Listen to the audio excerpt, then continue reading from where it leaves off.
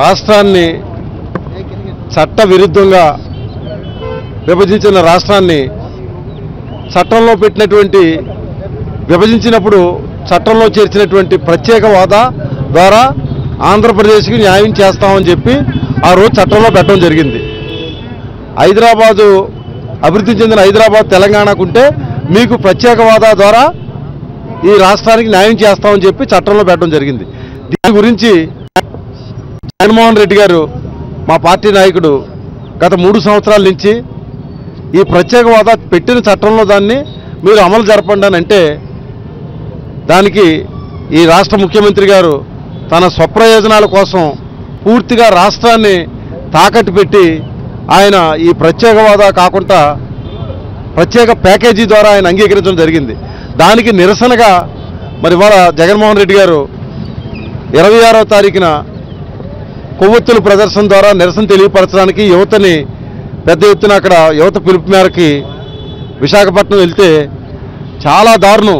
ఎయిర్పోర్ట్లో ఎవరైనా సరే ఏదైనా అరెస్ట్ చేయాలంటే ఎయిర్పోర్ట్ నుంచి బయటకు వచ్చిన తర్వాత అరెస్ట్ చేయడం జరుగుద్ది. ఏదో నేను అధికారంలో ఉన్నాను కదా, ఏదో కేంద్రంలో మా మంత్రి విమానయాన శాఖ మంత్రి మా మంత్రి కదా, మాకు చట్టాలు వర్తించమని చెప్పి కనీసం ఆయన ఎయిర్పోర్ట్ లాంజ్ నుంచి కూడా బయటకు కూడా రాకుండా దారుణంగా ఒక రాష్ట్ర ప్రతిపక్ష నాయకుడు ఈయనేదో ఓట్లు చూసి చంద్రబాబు నాయుడు ఎర్రవీగుతున్నాడేమో, ఆయనకు పడ్డ ఓట్లకి ఒక 1% ఓట్ల తేడాలో ఈ ప్రతిపక్ష నాయకుడికి ప్రజలు ఆయన మీద విశ్వాసం ఉంచారు. కనీసం ఇవన్నీ కూడా మర్చిపోయి ఇవాళ చట్టానికి భిన్నంగా ఆయన్ని కనీసం ఎయిర్పోర్ట్ నుంచి కూడా బయటికి రాకుండా దారుణంగా ఆయన్ని తిప్పి పంపడం అనేది ప్రత్యేక హోదా విషయంలో ముఖ్యమంత్రి చంద్రబాబు నాయుడు గారు ఈ రాష్ట్ర ప్రజల ప్రయోజనాలని ప్రజల ఆకాంక్షల్ని పూర్తిగా ఆయన చాలా దారుణంగా అణగదొక్కడం అనేది చూస్తుంటే ప్రత్యేక హోదా గురించి ఎవరైనా ఉద్యమం చేస్తుంటే వారి మంత్రులు మాట్లాడినటువంటి తీరు చూస్తుంటే సభ్య సమాజం సిగ్గుపడేలాగా తెలుగు జాతి అవమానించేలాగా వాళ్ళు మాట్లాడుతున్న తీరు చూస్తుంటే తెలుగు జాతి యొక్క చావ చచ్చిందా బతికిందని తేల్చుకోవాల్సిన సమయం ఆసనమైంది.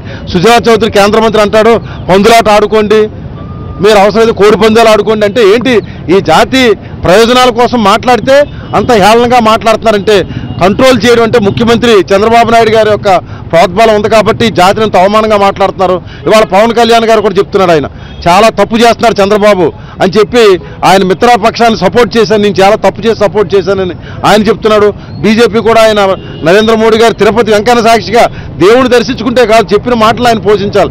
ఇలాగ ప్రత్యేక హోదా విషయంలో అన్ని విధాలా కూడా పూర్తిగా మరి చట్టవిరుద్ధంగా అరెస్ట్ చేసినందుకు నిరసనగా ఈరోజు మా పార్టీ పిలుపు మేరకి ఈ మహాత్మా గాంధీ విగ్రహం దగ్గర ఆంధ్రకేశ్ టంగుటూరు ప్రకాశం పంతులు గారి విగ్రహం దగ్గర మా నిరసన ప్రదర్శన ద్వారా ఈ రాష్ట్ర ప్రజలకి తెలియపరచడం జరుగుతుంది.